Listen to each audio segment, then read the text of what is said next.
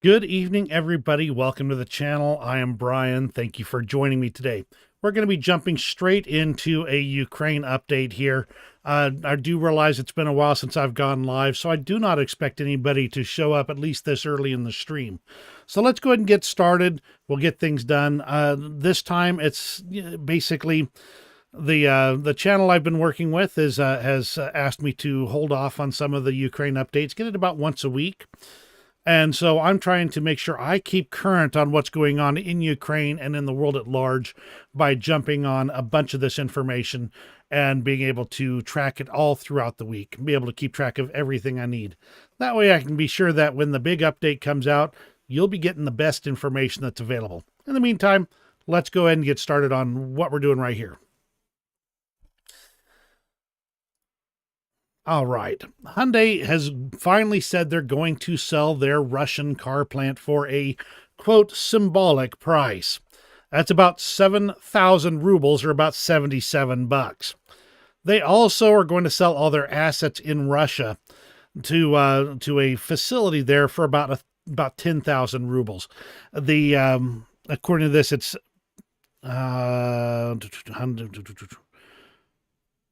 basically for the sale of all their assets. I don't remember which company it is right here. The thing is that the interesting part about this is that Hyundai's obviously getting out of the market. They're trying to deal with all the situation that Russia has put all of these manufacturers in, and a lot of them have been leaving the market at a significant loss. Hyundai is the latest. Here's the thing, though. If they're selling their assets and their facilities at such a steep cut, it means that there's an oligarch in Russia that's sitting there waiting for the equipment and the materials and the assets to come rolling into their portfolio. And that means that even though a company may be pulling out of the Russian market by doing this type of thing, they may, in fact, be playing right into the corruption that is Russia and, in fact, expanding their overall economy for it. That doesn't mean it's not the right thing to do, but that does mean that it could be a bit of a challenge to try and actually punish Russia by getting out of their market in this way. Now, there might be other ways, shutting down their entire operation, but holding on to the assets. But then they'd suffer the same problem that everybody else does. They'd be told that they are not committed to getting out of that market, committing to getting out of Russia if they still hold on to the assets and the manufacturing capabilities there. And that's the concern you're going to bump into with this type of thing. Which way is the right way to go? I'm not going to make that call. Just FYI, that's kind of what we're seeing going on. Like I said, this is live today, so you're going to see a lot of the way the sausage is made. There's a lot of behind the scenes going on, and you'll probably see comments from other people and things like that I have not particularly vetted. I'm just going straight off of live data. The Ukrainian military is having to scale down some of their operations because of foreign aid shortages. This has been going on for some time now with the chaos over in the European Union with Hungary and Serbia and all that situation right there. Then on top of that, you've got the situation in the U.S. with the politics here. That means that a lot of the aid is not showing up in proper time. So Ukrainian military is having to pull back on some of their operations because they don't have enough artillery shells. They don't have enough ammunition or drones, all because the aid that they had been receiving has been scaled back for political reasons in most cases, but any reason could actually have that effect.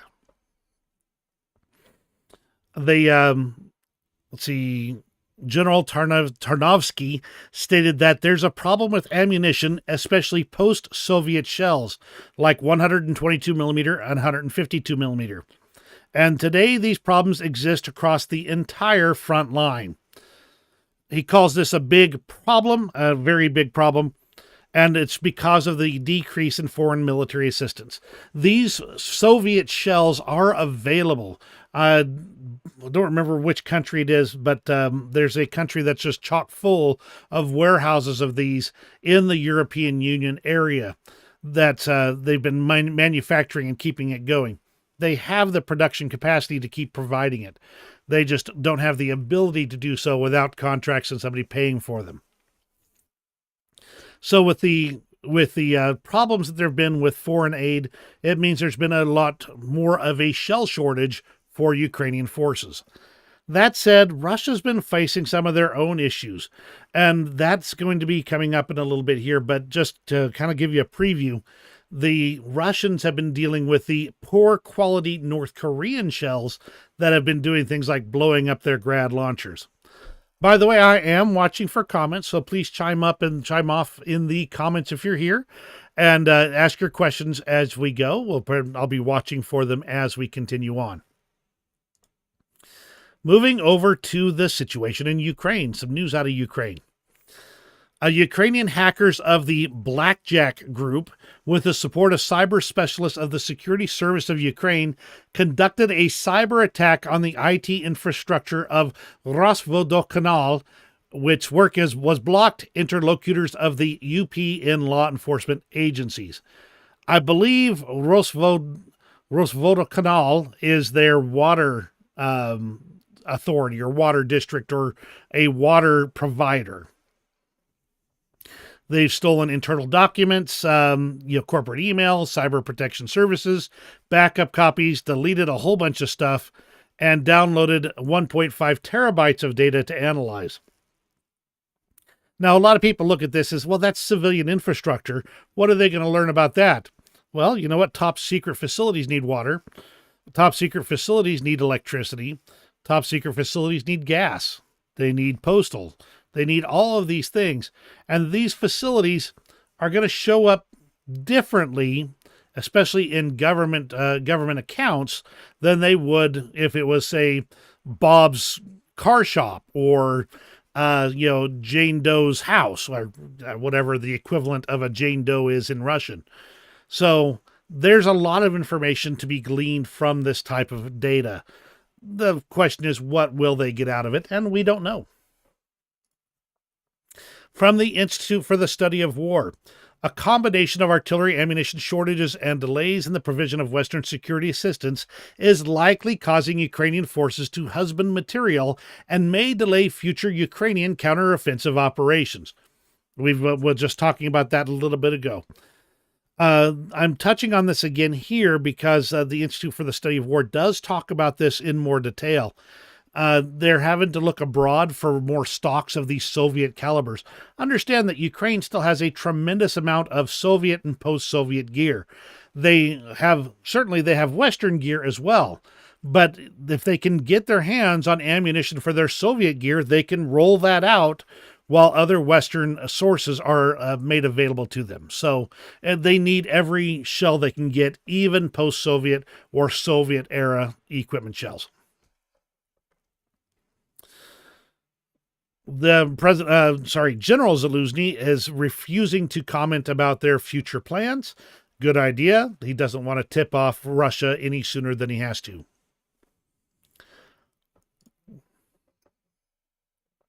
Interesting picture here. Let me see if I can get a good one on the screen. Not bad, not bad. This is a Christmas tree made out of spent ammunition shells. You can see it all throughout here with of course, decorative military colored Christmas balls all across it. And I can't tell what the star is made out of.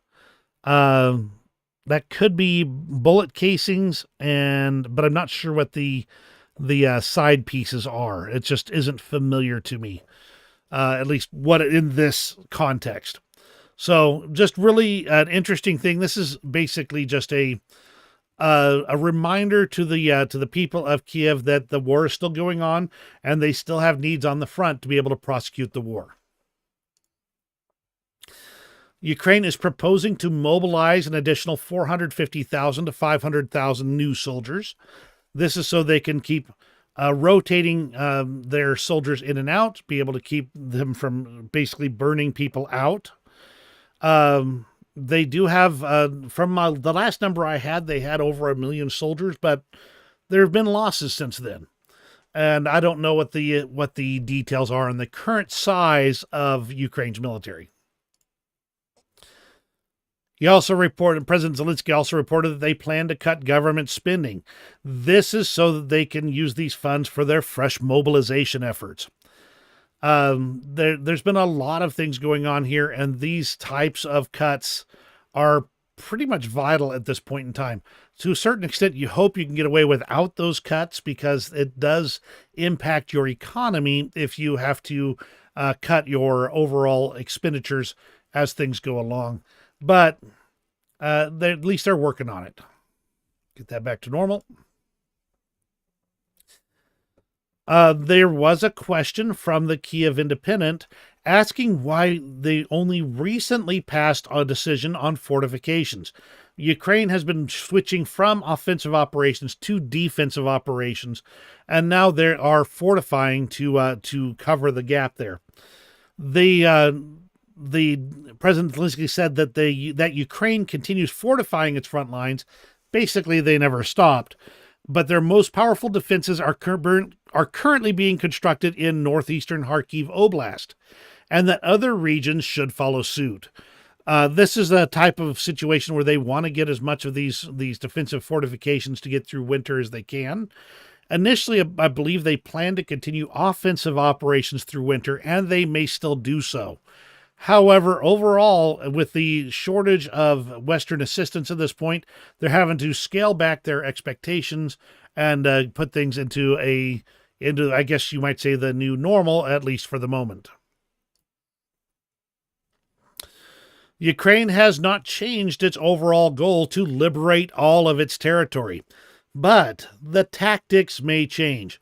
This is just to reflect the changing situation, both internationally and on the battlefield.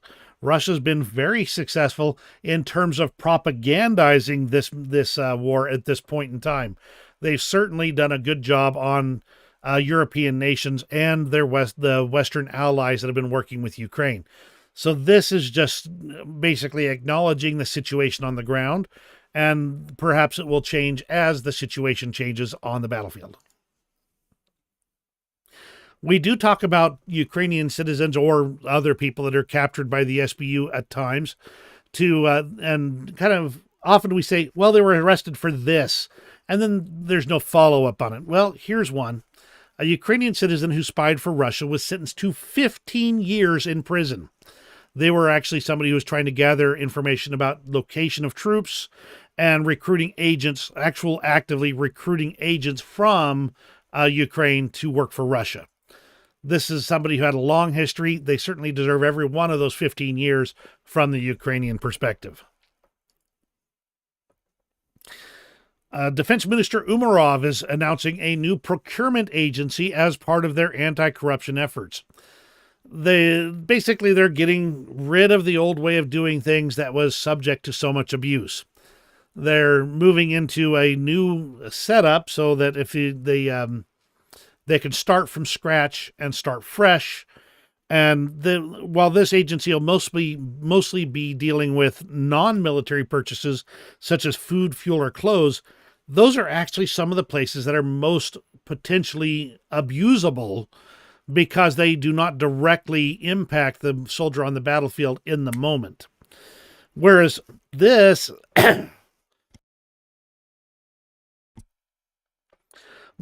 new organization will be able to handle those things without the baggage of the previous organization. They did a poll. They said Zelensky tops as the most trusted Ukrainian political figure, with him as first, followed by a fundraiser in the name of Serhiy Prytula and the Kiev mayor Vitaly Klitschko. There are a few things to say about these polls. However, another poll stated that trust in Zelensky has declined, but the trust in the military, and Zaluzhny in particular, remains high. So, this is just the changing polls as things go on in war. Japan has, now I put this in the Ukraine section because it ties in just a moment here. Japan is set to officially make a policy change allowing it to export several dozen Patriot missiles back to the United States of America, which will bolster Washington's arsenals. This could provide flexibility to the U.S.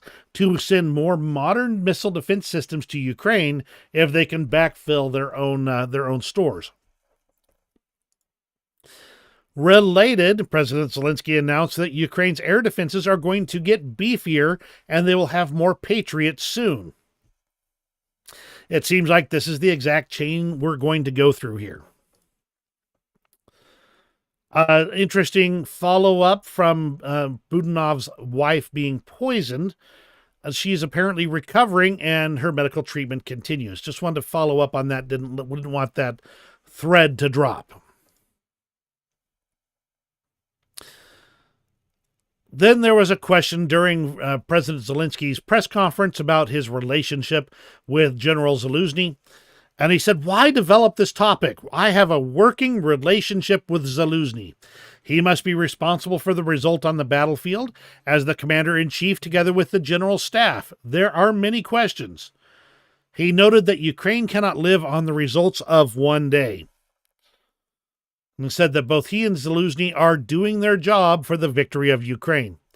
To a lot of us in the United States, this seems a little bit weird just because from our perspective, the president is the commander-in-chief of the armed forces. Not so in Ukraine, where those responsibilities are divided between the political leadership on one side and the military leadership on the other.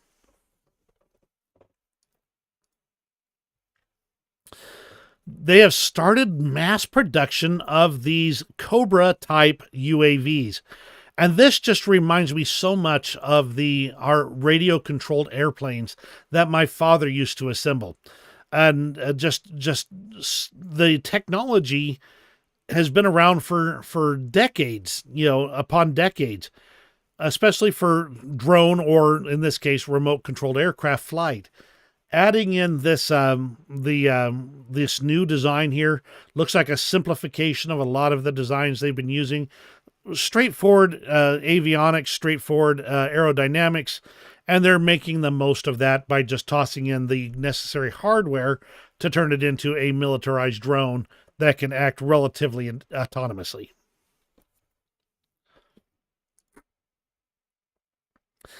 And Ukraine's Navy is starting to really step up to the plate. They have been active all through the war, of course, but they've now commissioned a new Gyrza M-class gunboat that now sits in the Dnipro River in Kiev and is an additional air defense asset for the city.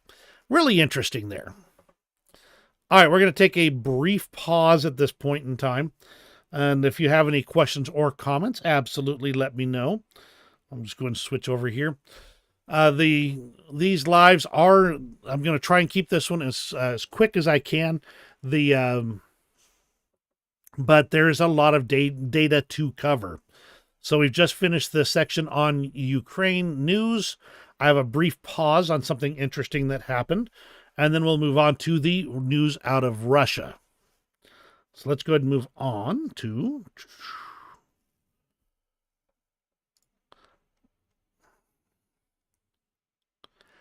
A bug showed up in an SBU office that General Zaluzny was about to use.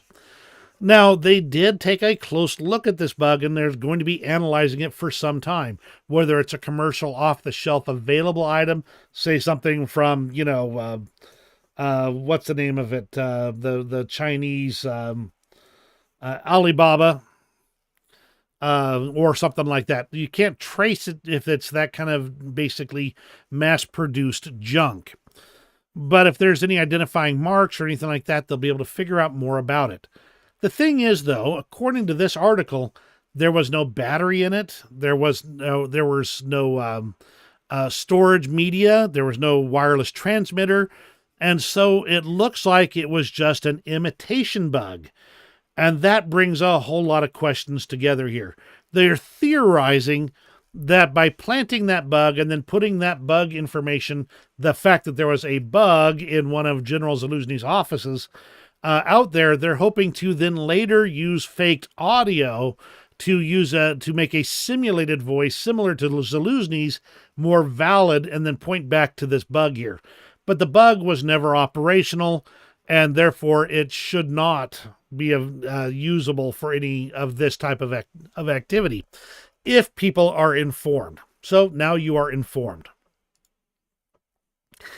Now, the interesting thing is this was not Zaluzhny's office.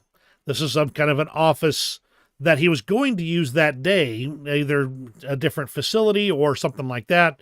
It's a fairly tightly controlled situation. But even so, that room had not been used for a long time. And therefore, they don't believe that any state secrets were revealed to this imitation bug.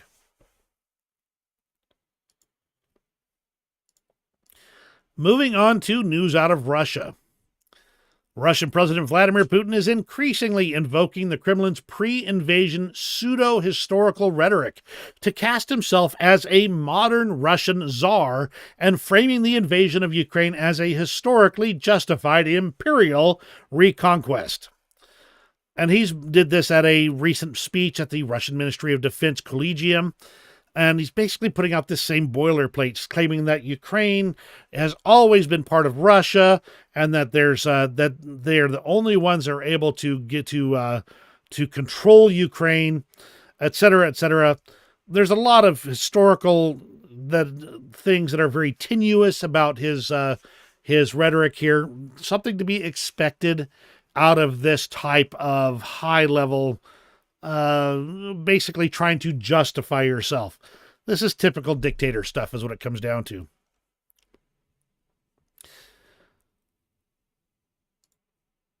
The Ministry of Defense of the UK stated that the Russian Air Force highly likely carried out the first use of an AS-24 Killjoy air-launched ballistic missile since August of this year.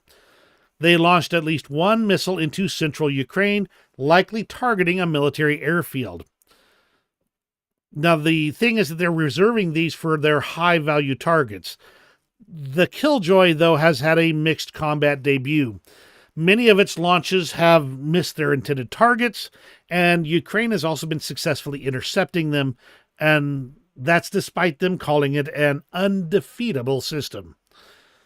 Always interesting how the marketing rhetoric comes out of Russia, claiming that everything is undefeatable, nothing like it in the Western world. And they also talked briefly about the elections that Russia is planning to have.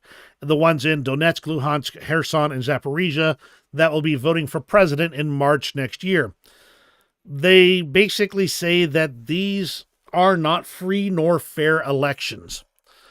And that they are basically targeting a specific set of results rather than actually going to tally the actual votes in those areas. Basically, they're going to have a bunch of voter fraud and voter intimidation, and they will make sure that President Putin wins by a substantial margin no matter what the actual vote tally is. And the subject of controlled opposition, a former TV journalist, is now bidding to challenge Putin in the Russian presidential election. Duntsova, a local politician in Tver Oblast and mother of 3, is a supposed peace supporter in Ukraine, and she's putting her hat into the ring. I don't believe she's going to see a whole lot of turnout for her, at least not officially.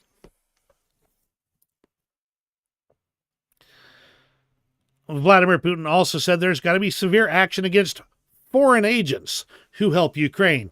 Now, they've been casting an awfully wide net on foreign agents. Wikipedia, in Russian, is one of those that are about to be designated a foreign agent, to give you an idea. So they cast a very wide net, and they punish those who don't toe the line for Russia. Russia's been using low-quality defective North Korean ammunition, and they're causing damage to the barrels of their cannons and mortars and even injuring some of their soldiers. We've seen some of the video and pictorial evidence of this happening, so this is no surprise.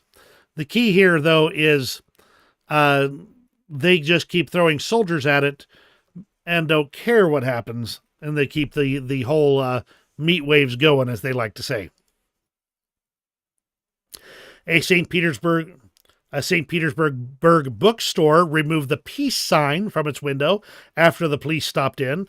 That apparently had this peace sign in their window since the start of the invasion, and they said, "What's the problem with that? There's nothing wrong with calling for peace. Nobody could possibly speak against it." Well, it's Russia, and they had to take it down when the police made a, shall we say, visit to the area. In that same vein, in St. Petersburg, there was a ceremony for accepting Russian citizenship. 11 men were handed their summonses to military registration and enlistment at the same time.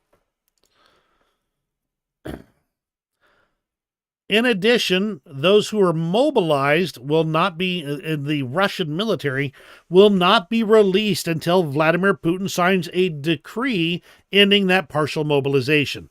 Their mobilizations are supposed to be for 1 year only, and yet they're being mobilized for much longer than that until the end of the operation, or really until Vladimir Putin says they can go home. The protests by wives of Russian military have started to take their toll, but more importantly, the shall we say, they've been threatening the soldiers. They've been pulling them into a room and taking away their phone and saying, "Look, you get your wife to shut up, or we're going to send you straight to the front." Real freedom of speech over there. And Russian airlines have canceled their upcoming flights to Beijing from Vladivostok, Irkutsk, and Krasnoyarsk. That's because they cannot get the Chinese to service their aircraft.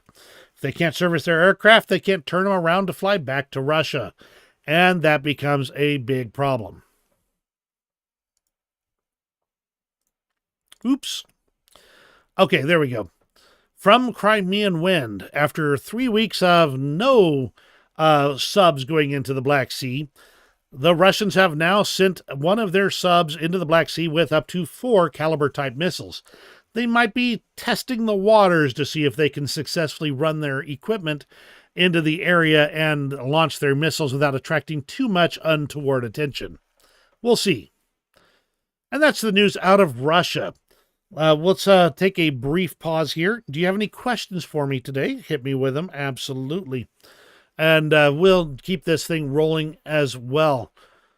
I do want to just mention that this is not a very organized or tidy update on the Ukraine war. This is catching up from the last several days.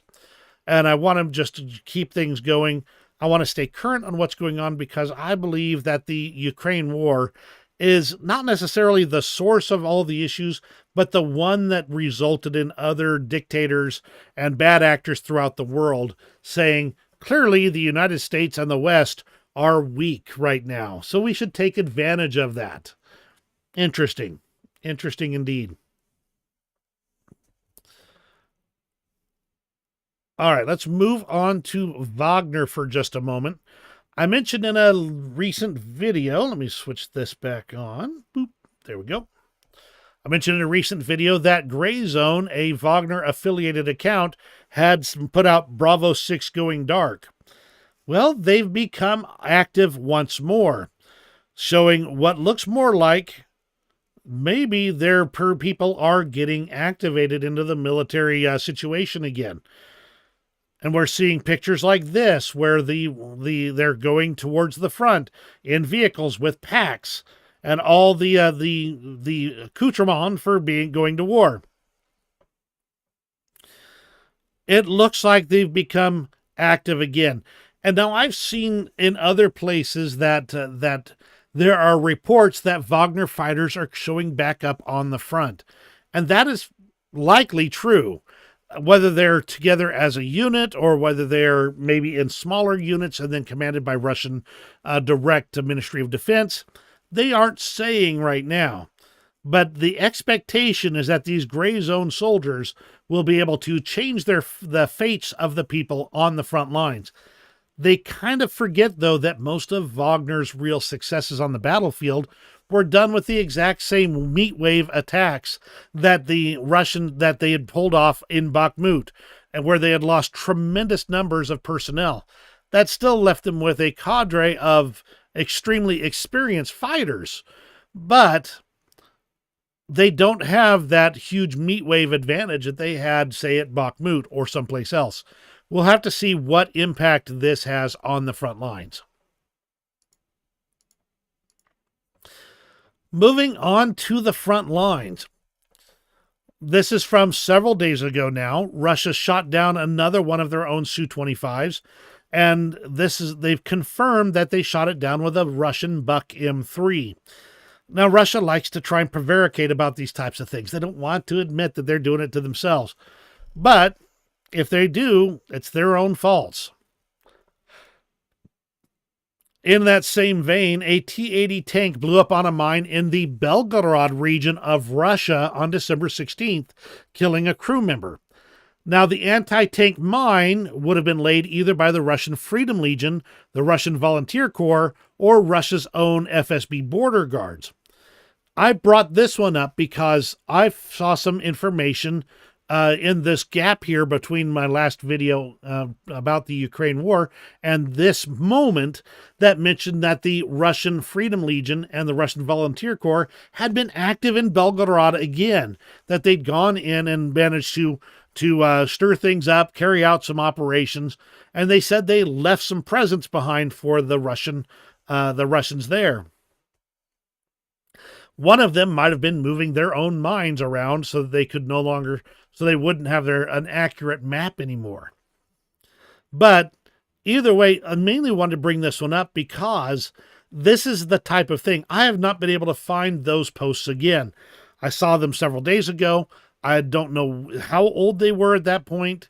Therefore, I can't find any other reference to them going into this area, at least right now. I probably could if I dug in even farther, spent some time on it, but that's the reason why I want to keep track of everything that goes on in this war as it happens and provide that as soon as possible. Otherwise, important details tend to get lost.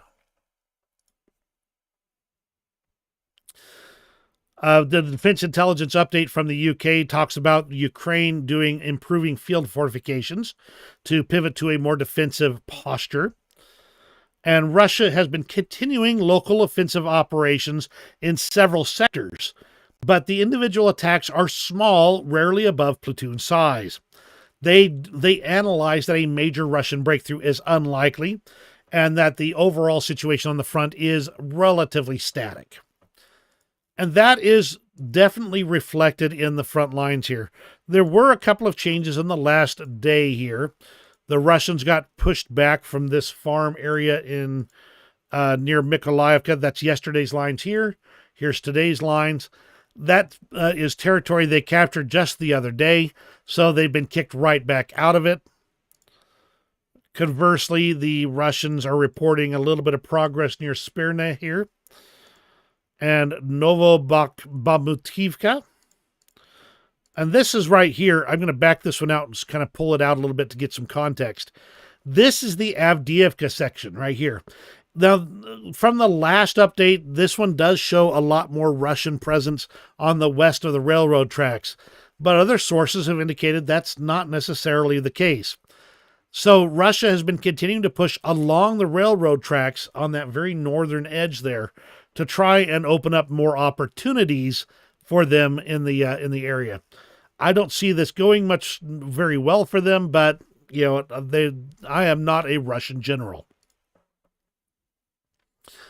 I'm also going to mention here that there were a couple of successful attacks on the long-range space communication centers for the aerospace forces of the Russian Federation military units in Crimea.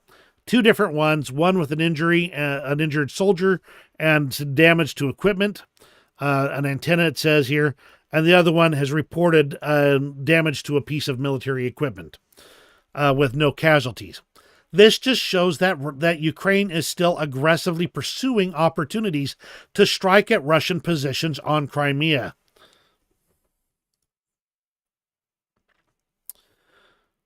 Russian infantry have advanced to the east of Ivanivsky.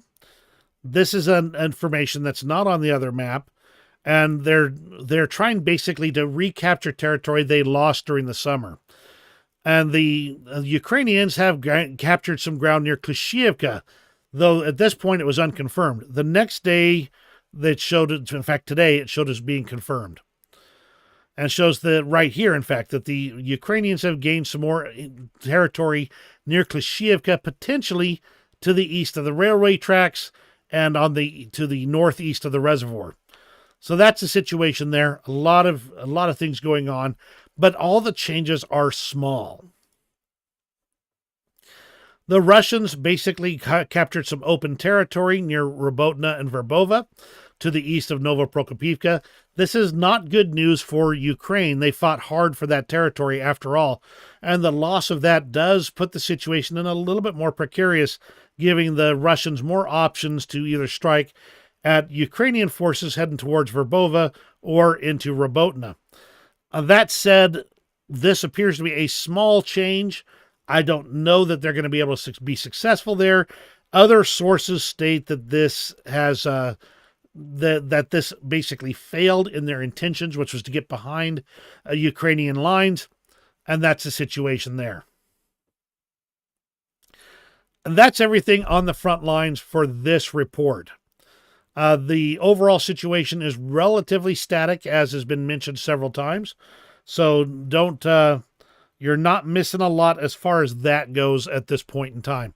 So that's the situation. By the way, again, if you have questions, absolutely put them in the chat. I'll be watching for them.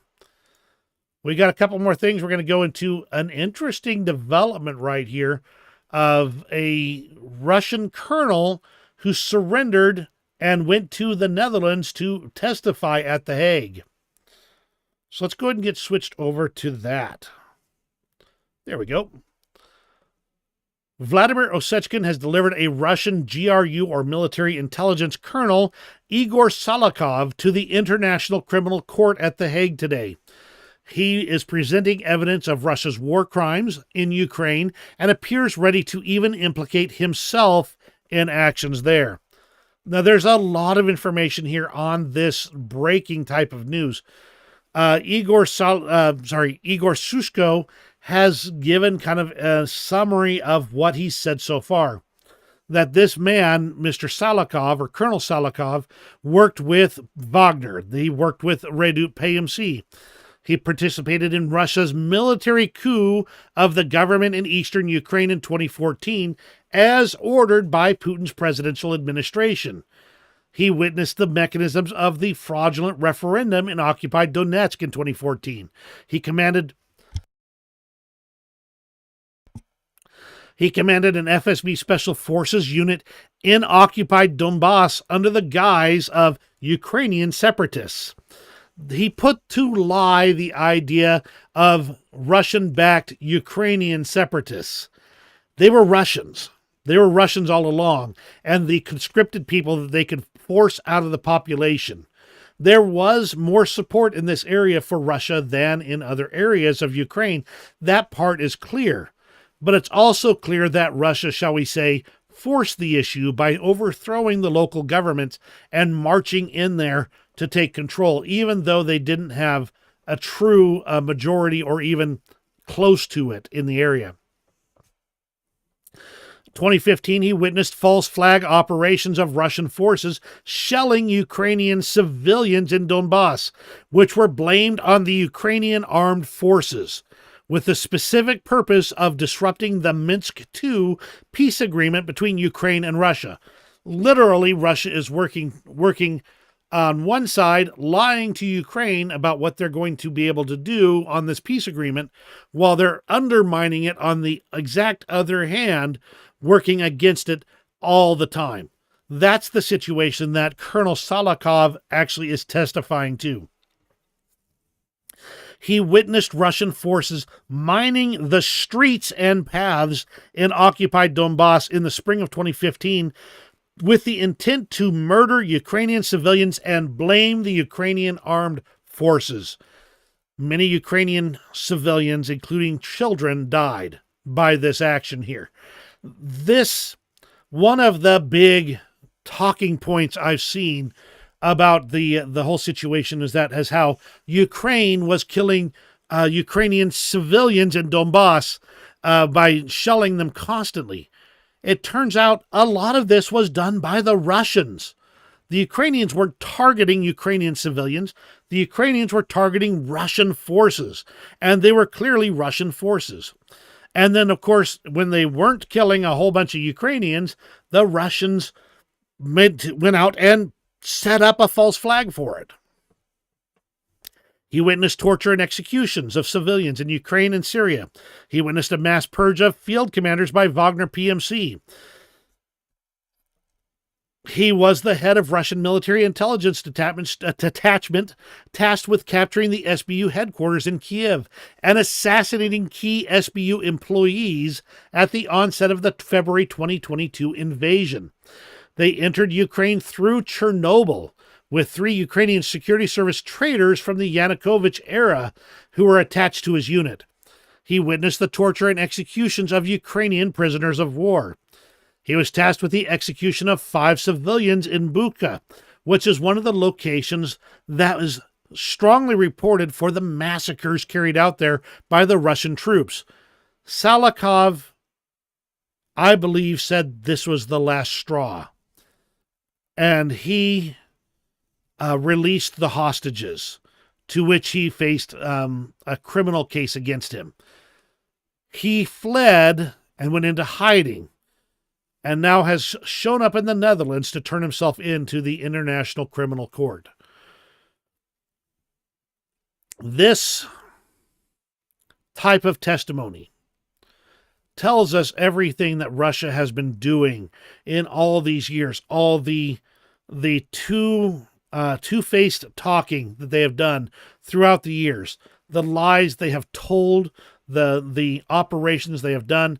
They have blamed the United States for setting up freedom-loving people in Ukraine who set themselves up to fight against Russians. And they did not need the U.S. to tell them that they wanted freedom because they wanted freedom. The Russians, however, wanted to throw down everything that looked like freedom because they can't afford to have that sitting on their borders with the prosperity that freedom brings.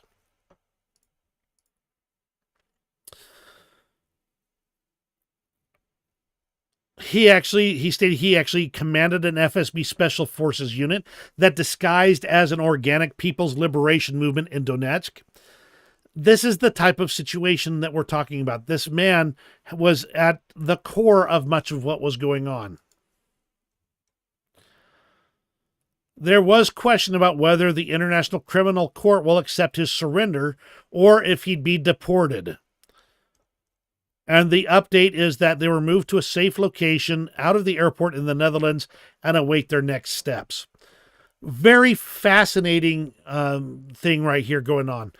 This is the type of thing that shows the actions that Russia has been taking, the evil that they've been carrying out this entire time. Let's move on to the international news. But absolutely, if you are here or you watch this video later, absolutely tell me what you think of Colonel Salakov there. That, I think, is major.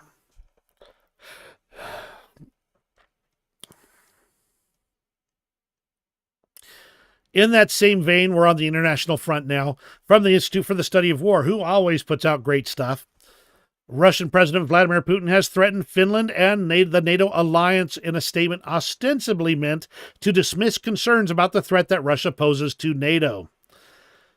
This is basically a reassurance with an accusation that NATO member states artificially create conflict between Russia and Finland and drag Finland into the NATO alliance. Nobody drags anybody into the NATO alliance. You join of your own free will. If anything, Russia drives more people into NATO than NATO ever picks up of their own accord. Putin's reassurances about his peaceful intentions towards NATO ring hollow in the context of the threats he and the Kremlin pundits have recently been making against NATO member states. Putin has continually tried to weaken NATO. That's one of his major goals. And he continually demands changes to the alliance that he cannot get any other way. He wants to dismantle NATO and prevent them from being even on his borders at all. The dismantling of the NATO alliance means that those countries would then stand alone unless they can get an agreement with another country to stand with them, make them vulnerable to Russian interference, a Russian invasion, and therefore a false flag that means that the Russians will be marching in at some time soon. U.S. has announced new sanctions to tighten the Russian oil price cap. They've been targeting companies shipping Russian oil, and they're building on that earlier $60 per barrel price cap.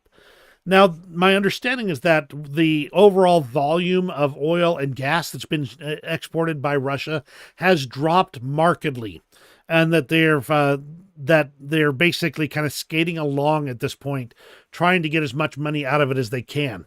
Not being terribly successful, but it's still a tremendous amount of money that feeds the war machine. For those who are into the U.S. politics side, the White House is hoping they'll be able to get a Ukraine aid bill passed in January. We'll see what happens there. They say we've got one more package that we can do before the end of the month. They're talking about the Presidential Drawdown Authority. And that could take days, weeks, or even a month or more for some of that to get to Ukraine. So they really are pressing for an agreement for January, even though the U.S. politicians went home on vacation, which could elicit a lot more remarks, but I'm going to leave that one alone for something that's more about my U.S. politics rather than this Ukraine update. A Dutch minister stated, if you don't stop Russia now, they'll go further. It's not just Ukraine. And this is what has been said all throughout this invasion. It's what other people are saying. Oh, no, they don't want any more than just this area of the eastern Ukraine. And maybe, Odessa, and maybe, Transnistria, and, maybe a little bit of Moldova. And maybe if all that's left of Ukraine is this little bit of Lviv Oblast, maybe that'll be okay, and then we can just have the rest. It's clear that Russia has no intentions to stop if they are not forced to stop. There's several tankers of Russian oil sitting off the coast of India, and they're refusing to take any delivery thereof. This could be related to the U.S. sanctions. They don't have any further details on it, but it is an interesting take on what's going on. The EU has announced a $440 million energy support fund to help Ukraine this winter. They've already got that money together, and it's intended to help them get through, both to provide them parts and equipment and generators and fuel and all the things to help them get through. Interesting side note, the U.S. and Denmark have agreed on a bilateral security pact. Interesting to me is the fact that there has been this web of relationships that have been developing partially due to this war. Obviously, there's been the NATO alliance, and a lot of the countries already had bi-directional defense pacts or security pacts going on. The U.S. and Britain had their own, the U.S. and France had their own, and some of these countries have their own between each other. The interesting thing here is that is expanding. That web is expanding. So even if NATO as an organization is not able to act, the bilateral security pact would allow the U.S. and any other nations that get involved in those types of pacts to still respond to Denmark in this case if there is a real situation that needs to be dealt with, even without NATO authorization. U.S. and Finland have put together a bilateral defense cooperation deal, and the Russians are not happy with this. The U.S.-Finland defense cooperation deal won't go unanswered, they said, and they say it threatens the security of the Russian Federation. Well, you know what? If the Russian Federation would stay inside their borders, they wouldn't have any problems with that at all. Hi, Mike. Glad to have you on board. I don't know that I would fit in on Nikki Haley's staff, and they certainly aren't looking for me, that's for sure. But I am just well informed about the Ukraine war and much of what's going on in that area right now because I've deliberately pursued the information. Maybe it might have worked better for her in the debate if she'd had somebody to give her a little bit of a briefing on that area over there. But I'm going to touch on that just briefly here, just because you mentioned it. That was a gotcha question from Vivek Ramaswamy. He said, name 3 areas of eastern Ukraine that you want to send U.S. young men to die in. And she did not respond. She did not give a good response to that. The problem is that if she'd responded with, Zaporizhia, Donetsk, Donbass, and Luhansk, or Kherson, if she'd responded with those, it would have been a tacit admission that she wants to send our kids to die in Ukraine. That's a gotcha. And whereas if she doesn't say it, anything like that, he can take it as you don't know what's going on in Ukraine, and therefore you have no authority on the topic. It was a gotcha question. I have my own opinion on how she should have responded, but that would have meant that she was prepared for the gotcha question, one that she did not expect and was not prepared for. So, interesting, and I've been looking at Nikki Haley, but we'll see how that all turns out. But thank you for the comment, and I'll be watching for more. The Telegraph states that the UK is going to sign a 10-year pact on naval security commitments for Ukraine. That's to keep Kiev in the fight against Russia in the Black Sea, according to unnamed British military sources. They're already kind of working on this. They've got a couple of minesweepers that they've already dedicated to the Ukrainian military for when they can get them through the Bosphorus Strait. There's some legal stuff that they have to deal with on that. And Vladimir Putin is making it easier for Moldovans to apply for citizenship in Ukraine. Some of the Western commentators, including the Moldovan Prime Minister, have taken a rather dim view of this offer, saying that it's basically an easy way for Russia to get some cannon fodder for their war in Ukraine. I happen to think that's a legitimate viewpoint, because otherwise, why would they be hustling to get additional citizens from various places widely cast? This is not directly related to the situation in Ukraine, but it is tangentially related. Germany and Lithuania have signed an agreement to permanently deploy troops from Germany into Lithuania. This is part of the defense cooperation they've got going on over there, and it's really a situation where the Germans, if they're going to be participating in keeping Russia out of Europe or out of the EU and out of the NATO countries, they got to be there on the front lines when things go down. And Lithuanians have a particularly negative view of Russians, for lack of a better way to say it. That's mainly because of the brutal Soviet killings and deportations from back then. So they are very much motivated to make sure the Russians don't return to Lithuania, to the point where they're providing more military aid to Ukraine, in this case, vital field equipment and some dry rations. All useful stuff that Ukraine will be able to use. Old Schumer and McConnell said that the Senate will take up an immigration and national security package in the new year, and therefore aid to Ukraine is also being postponed until that time. They say that during December and January holidays, our negotiators will be conducting very thorough work, and our goal is to do something immediately upon our return. That's from Chuck Schumer, the Democrat Majority Leader. We'll see what comes out of it. It'll be interesting to see what comes through.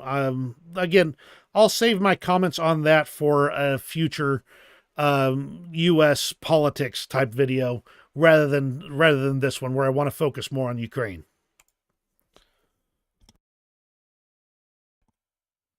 By the way, if you're just joining us, absolutely chime in the comments. I'll be watching, and if you have a question for me, absolutely hit me up. I'll try and get it done before the end. We still got quite a bit to go through. There's been a lot of time that there's a lot going on in these 5 days.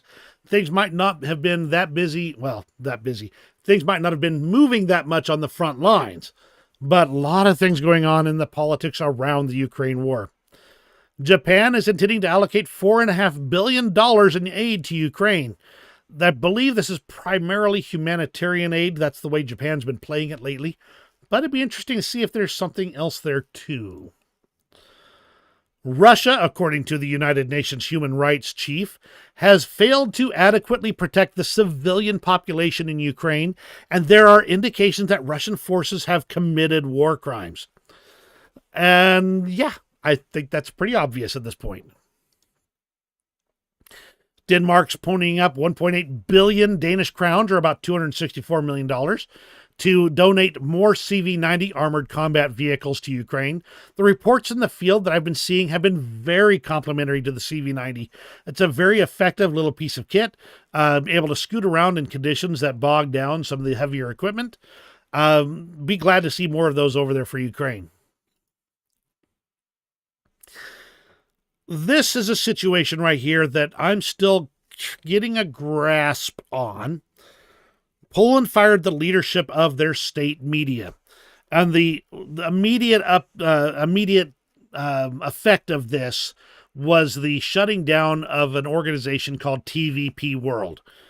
I don't have good information on this as far as what their positions are or anything like that, because all the sources I have on it are very much partisan sources. TVP World was a strongly pro-Ukrainian source, but they were generally, at least from what I can see, considered to be a good source for information to Eastern Europe and the things going on over there. The Polish police, let me see if I can find it here. There it is. Polish police showed up at the TVP World broadcasting facilities and shut them down. This is after a move by the parliament to do so. A lot of people are saying they're very much in support of the team. I don't have a good feel for this situation, and I don't know how this fits in. Donald Tusk has seemed to be, who is the Polish prime minister, has seemed to be very pro-Ukraine, but they are saying that TVP World is a partisan source for the Law and Justice Party. I don't know the details there. But if you are in Poland and you have some details and are able to chime in with some good information there, absolutely put them in the comments. This is where we get into the how the war in Ukraine ties into everything else. And President Zelensky said that Russia has influenced the war in the Middle East. That war affects assistance to Ukraine. There is a lack of focus on the part of the world community. This is bad for Ukraine's resilience. We must understand that we are experiencing a full-scale war. Russia's diplomatic successes also played a role. As a result of its influence, some countries began to hesitate whether to help us. And it's clear that Russia has had their fingers in a lot of these conflicts, either pushing people into it, playing up the media sphere to support them, or anything else like that. They're causing the chaos across the world in small ways. Their propaganda machine is really a huge return on investment for them. Look at all the organizations that they've managed to either infiltrate, influence, and the dictators and fascists around the world that are acting now because the situation in Ukraine was not dealt with quickly and promptly. Here's something that should scare the pants off of anybody. From The Insider, the U.S. State Department announced that it has a clear plan for the future of Ukraine. I don't know what to make of this because they don't have any information from the Secretary of State on exactly what that plan is. But it says that their plan assumes that Ukraine will be able to ensure sustainability in economic, military, and democratic terms, and that within the framework of this plan, providing it with ongoing financial support will not be necessary. I don't know what to make of this as well. There's not enough information. So I will be watching for this in the future. But anytime I'm seeing I'm from the government and I'm here to help, which is effectively what this looks like, it starts making me question what's going on. Fox News ran a poll. When it comes to helping Ukraine fight against Russia, the U.S. should be doing. As of now, there's 31% say more, 30% say less, and 35% say the same. That means that there's at least a 66% that are support at least the same assistance and perhaps increasing it in the U.S. electorate, even amongst Fox News viewers. It's actually up from November 2023 and December 2022. Prime Minister of Slovakia, Robert Fico, or Fico, I have to look up the pronunciation of his name. Haven't done it yet. But they're promising to block Ukraine joining NATO, stating that would mean the beginning of World War III. I think Mr. Fico had better pay attention that World War III has effectively already started in many ways. Doesn't mean it's fully a world war yet, but we're basically almost there. And that's kind of the international view. I've got a couple of things before I jump into the extras. Is there any questions or comments before I move on? I'm going to take a moment to let my voice relax for just a second.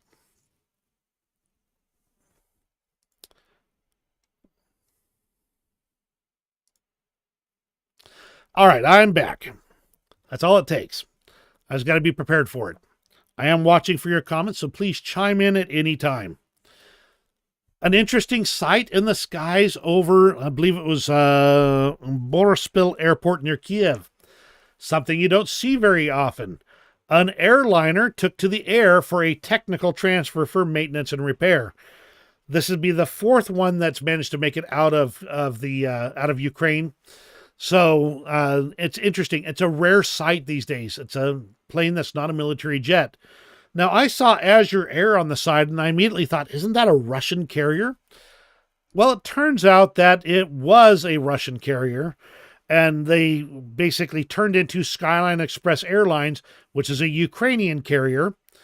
And the name change to Skyline Express happened in 2022 after the invasion, and there's not exactly been a whole lot of time to change the decals on the plane. Interesting to see, though, that they successfully made it out. My understanding is they left the transponder off so that Russians wouldn't have any advance warning that there was an civilian airplane in the airspace, and therefore it could make it out unmolested. Then there's the situation over in Serbia. Now, this, again, is only tangentially related to the war in Ukraine, but it's kind of a symptom of the overall situation in Europe right now. The Australian election, the Serbian elections were apparently rife with corruption. And that's an Austrian election observer who made that observation. He stated that there is no election at all and that it has nothing to do with democracy. This is a Russian-style election, as in corrupt and manipulated. The UK has also recognized the irregularities in those elections, and they're working on getting a swift central government formation there because of the irregularities. The U.S. has even chimed in saying that the elections in Serbia were neither free nor fair. But the result has been a lot of Serbs protesting against the manipulated elections. And, of course, Vucic's dictatorship. The Russians are now doing a whole lot of gaslighting, and you might see some of these themes if you pay attention. You could see themes like this is another color revolution or a Serbian Maidan, which they claim is a U.S.-sponsored uprising, and which they always say the U.S. is behind it. They always just say it's all the U.S. doing all of these things. They said that all of these things are basically plans of the West to try and set up the situation for pogroms or deliberate killing of the civilians, deliberately oppressing a minority there, arrests, blood, and provocations. This whole situation, they're basically setting the stage where the Serbians, acting out of a desire to save their country, are now blamed on the United States, just like always. This is the same thing that they always manage to get back to. They even made a comparison referencing it back to World War I and the assassination of Archduke Franz Ferdinand, which it's just clear that they are trying to set the information stage in a way that makes it so the West has to back off if they can pull it off. But the Serbian people are the ones in charge of this. And that's the interesting thing right there. Will they be able to knock old Vucic off to one side and get some actual elections going? Or will this be the next problematic place over there in Europe as these wars go on? And we'll move on to the interesting extras.